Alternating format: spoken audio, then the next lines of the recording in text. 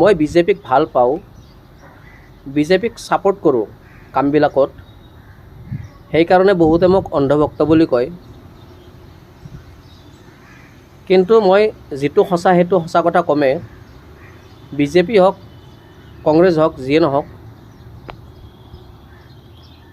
আপোনাৰ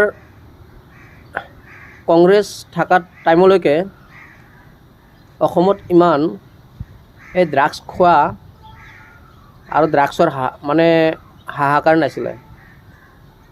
এতিয়া বহুত হৈছে। ৰাস্তাই ঘাটে মানে ক'ব গ'লে 50% আমাৰ যিটো আপোনাৰ জেনজি বুলি কয় ন, 50% তেনেকুৱা হৈ গৈছে আপোনাৰ ড্ৰাগছ লোৱা, ভাং খোৱা, বাকী বেলেগ বস্তুটো আৰু ক'বই নালাগে। কি কাৰণত হৈছে এইটো?